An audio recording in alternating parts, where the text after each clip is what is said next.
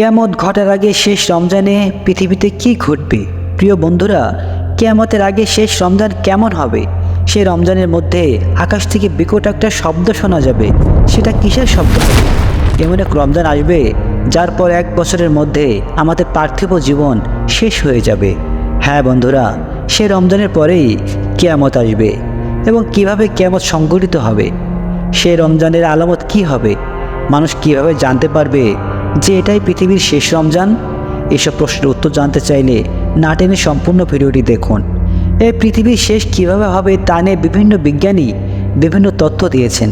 কেউ কেউ বলেছেন সূর্য আমাদের গ্রহকে তার তাপ দেওয়া বন্ধ করে দেবে। সূর্য আলো পৃথিবীতে প্রাণের সবচাইতে অবিচ্ছেদ্য অংশ, কারণ সূর্য আলো সালোক সংশ্লেষণের অন্যতম প্রধান উৎস এবং পানিচক্র সূর্যের আলো ছাড়া ধ্বংস হয়ে যাবে। কিছু কিছু বিজ্ঞানী বলেছেন পৃথিবীতে সমস্ত পানি শেষ হয়ে যাবে, আর নয়তো ওজোন স্তর বিলুপ্ত হয়ে যাবে। আমাদের পৃথিবীর সাথে সূর্য অথবা মহাশূন্য বিচরণকারী অন্য যে কোনো গ্রহের সাথে সংঘর্ষ ঘটবে। প্রিয় দর্শক, কিয়ামতের বেশ কিছু আলামত বিভিন্ন হাদিসের কিতাবে এবং কোরআনে বর্ণিত হয়েছে। নুয়াইম বিন হাম্মাদ তার কিতাবুন ফিতানে একটি হাদিস বর্ণনা করেছেন। একবার নবী মুহাম্মদ সাল্লাল্লাহু আলাইহি ওয়াসাল্লাম বলেছেন, কিয়ামতের আগে যে রমজান আসবে তখন লোকেরা একটি বিকট আওয়াজ শুনতে পাবে, এবং এই আওয়াজ এতটাই রহস্যময় হবে এবং এতটাই ভয়ঙ্কর হবে যে মানুষ ও অন্যান্য প্রাণীরা ভয় পেয়ে যাবে এবং সবাই সেই আওয়াজের উৎস খোঁজার চেষ্টা করবে, কিন্তু তারা সেই আওয়াজের উৎস খুঁজে পাবে না।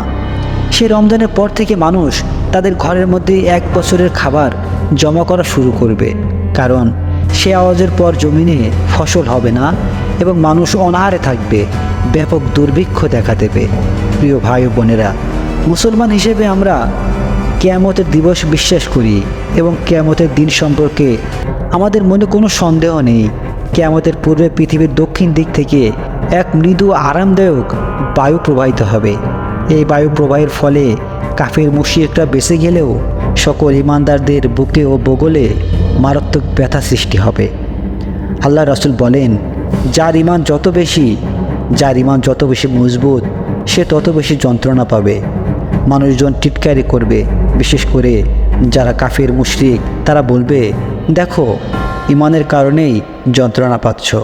আল্লাহ রাসূল বলেন, যার ঈমান যত বেশি তার যন্ত্রণা তত তীব্র হবে এবং তীব্র যন্ত্রণায় সকল ঈমানদার মৃত্যুবরণ করবে। এই দৃশ্য দেখে কাফের মুশরিকরা হাসতে থাকবে, অথচ আল্লাহ তাআলা কিয়ামতের আযাব থেকে ঈমানদারদেরকে রক্ষা করবেন। মৃদু বাতাসের সাথে তাদের উঠিয়ে নেবেন পৃথিবী থেকে। আল্লাহ রাসূল বলেন, এরপর পৃথিবীর বুকে এক আশ্চর্য ঘটনা শুরু হয়ে যাবে। জীবজন্তু যারা কথা বলতে পারে না, এমনকি পাথরের টুকরো, জুতার ফিতা, আসবাবপত্র, এইসব জিনিস মানুষের সাথে কথা বলবে। আশ্চর্যের ব্যাপার হলো, তাদের কোনো প্রতিবেশী অন্য কোনো প্রতিবেশীর ঘর থেকে যদি কোনো কিছু চায় এবং সে প্রতিবেশী যদি তা দিতে অস্বীকৃতি জানায়, যদি বলে আমাদের ঘরে তো এই জিনিসটা নেই, তাহলে ঘর থেকে আসবাবপত্র বলে দিবে, না না, উনি তো মিথ্যা বলছেন, আমরা তো ঘরেই আছি। আল্লাহ রাসূল বলেন, গোপনীয়তা বলে কিছুই থাকবে না। তারপর রাসূল সাল্লাল্লাহু আলাইহি ওয়াসাল্লাম বলেন, দক্ষিণা বায়ু যখন পৃথিবী থেকে সকল ঈমানদারদেরকে উঠিয়ে নেবেন, তারপর পৃথিবীতে এক ভয়ঙ্কর নিষ্ঠুর হাবশীদের রাজত্ব কায়েম হবে। তারা খানায় কাবা ভেঙে ফেলবে এবং হজ বন্ধ করে দেবে। তখন মানুষের অন্তর এবং কোরআনের কাগজ থেকে কোরআনকে উঠিয়ে নেওয়া হবে। যদি কোনো মানুষের হৃদয়ে কোরআনের আয়াত অবশিষ্ট থাকে তবে সে ভুলে যাবে। এরপর কোরআন শরীফ খুললে দেখতে পাবে সব শূন্য পাতা। এর কারণ সেই দক্ষিণা মৃদু বাতাস সকল ঈমানদারদেরকে উঠিয়ে নিয়েছে এবং পৃথিবীতে আর কোনো ঈমানদার নেই। যদি কেউ কোরআন মুখস্থ রেখেও থাকে, সে ঈমান না এনে রেখেছিল। ঈমান এবং কোরআন উঠিয়ে নেওয়ার পর আল্লাহ তাআলা স্মরণ ও আখিরাতের কথা আর কারো মনে কোনো দিনও উদয় হবে না। যাদের হাতে দেশের শাসন ক্ষমতা থাকবে তারা জনসাধারণের উপর ভীষণ অবিচার অত্যাচার চালাতে থাকবে। মানুষ কথায় কথায় বিবাদে জড়িত হবে। পথে ঘাটে, উন্মুক্ত মাঠে, যেখানে সেখানে জেনা ব্যভিচার চলতে থাকবে। লজ্জা শরম বলতে কিছুই থাকবে না। আইন কানুন বলতে কোনো কিছুর অস্তিত্ব থাকবে না। মানুষের অবাধ মেলামেশা অত্যাধিক বেড়ে গেলেও সন্তান উৎপাদনের হার একেবারেই কমে যাবে। রাসূল সাল্লাল্লাহু আলাইহি সাল্লাম বলেছেন, ওই সময় পর্যন্ত কিয়ামত হবে না যে পর্যন্ত পৃথিবীর বুকে আল্লাহর নাম উচ্চারণ করার মতো কেউ জীবিত থাকবে। আপনি জানলে অবাক হবেন, শয়তানও তখন আফসোস করে বলবে, মানুষ কেন তাদের পূর্বপুরুষের ধর্ম ত্যাগ করলো? অর্থাৎ সে সময় এক ও অদ্বিতীয় আল্লাহর ইবাদত করা তো দূরের কথা, দেবদেবীর পূজা করার কথাও কারো মনে কখনো উদয় হবে না। আল্লাহ রাসূল সাল্লাল্লাহু আলাইহি সাল্লামের হাদিস থেকে এ বিষয়ে 100% নিশ্চিত হওয়া যায় যে কিয়ামতের সময় পৃথিবীতে কোনো মুশরিকও থাকবে না।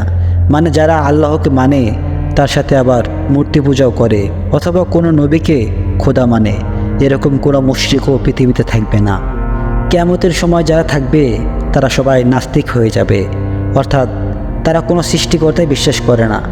দুনিয়ায় অন্যান্য অংশের তুলনায় কিয়ামতের পূর্বে সিরিয়াতে কিছুটা শান্তি বজায় থাকবে এবং শান্তিপ্রিয় লোকজন সিরিয়াতে চলে যাবে।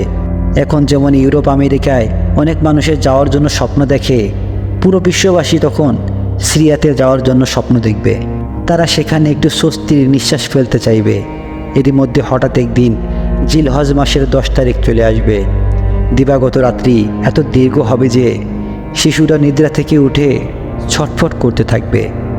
গরু মহিষ গৃহপালিত পশু মাঠে যাওয়ার জন্য অস্থির হয়ে পড়বে। মানুষ ভীত ও চিন্তিত হয়ে চিৎকার ও কোলাহল শুরু করবে। অবশেষে 3 অথবা 4 দিবারাত্রির সমান সময় অতিবাহিত হওয়ার পর পশ্চিম দিক থেকে সূর্য উদয় হবে। এ বিষয়ে আল্লাহ তাআলা পবিত্র কোরআনে সূরা নামলে বলেছেন, যখন কিয়ামতের ওয়াদা পূর্ণ করার সময় নিকটবর্তী হবে, আমি তখন দাব্বাতুল আরদ প্রকাশ করব। এটি এমন একটি প্রাণী যেটি মানুষের সাথে কথাবার্তা বলবে। এর শারীরিক গঠনের সাথে 7 প্রকার প্রাণীর সামঞ্জস্য থাকবে। যেমন এর মুখমণ্ডল হবে মানুষের মতো, পা উটের মতো, ঘাড় ঘোড়ার মতো, লেজ গরুর মতো, পাজর বাঘ ও সিংহের মতো, শিং হরিণের মতো এবং হাত বানরের মতো। পশ্চিম দিক থেকে সূর্য উদয়ের পর এ নিয়ে মানুষের মধ্যে নানা ধরনের জল্পনা কল্পনা চলতে থাকবে। সে সময় একটা ভীষণ ভূমিকম্প হবে। ভূমিকম্পের ফলে মক্কার সাফা পাহাড় ফেটে ভেতর থেকে অদ্ভুত প্রাণীটি বের হয়ে আসবে। এই প্রাণী মানুষের সাথে অবিকল মানুষের মতো করেই কথা বলবে। আর তার এক হাতে মুসা আলাইহিস সালামের হাতে লাঠি ও আরেক হাতে সুলাইমান আলাইহিস সালামের আংটি থাকবে। প্রাণীটিও এত দ্রুতগামী হবে যে তা মানুষের কল্পনার বাইরে। মানুষ কিংবা তাগড়া ঘোড়া তো দূরের কথা, পৃথিবীর কোনো দ্রুতগামী যানবাহনের সাথেও তার তুলনা চলে না। এমনকি তার সামনে থেকে কেউ পালিয়েও যেতে পারবে না। সে প্রত্যেকটি মানুষের কপালে তার লাঠি দ্বারা একটি করে দাগ দিয়ে যাবে। প্রিয় দর্শক, ইমানদারদের কপালে দাগ দেওয়ার সাথে সাথে তাদের চেহারা চাঁদের মতো জ্বলজ্বল করবে, আর কাফের ও মুশরিকদের কপালে দাগ দেওয়ার সাথে সাথে তাদের চেহারা ভয়ানক কালো কুৎসিত হয়ে যাবে। সে অতি অল্প সময়ের মধ্যে প্রত্যেকটি মানুষের কপালে একটি করে দাগ দিয়ে যাবে, যার ফলে দুনিয়ার মানুষ ইমানদার ও বেঈমান এই 2 ভাগে বিভক্ত হয়ে যাবে। মূলত এই ঘটনাটি দক্ষিণা সেই মৃদু বাতাস আসার পূর্বেই ঘটবে। এরপরের ঘটনা তো আমরা সবাই জানি। দক্ষিণ দিক থেকে বায়ু প্রবাহিত হয়ে দাব্বাতুল আরদ যাদের কপালে ইমানদার লিখে গিয়েছিল, যাদের চেহারা নুরানি হয়ে গিয়েছিল, দক্ষিণা বাতাসে তারা সবাই যন্ত্রণায় ছটফট করতে করতে দুনিয়া থেকে শান্তিপূর্ণভাবে বিদায় হয়ে যাবে।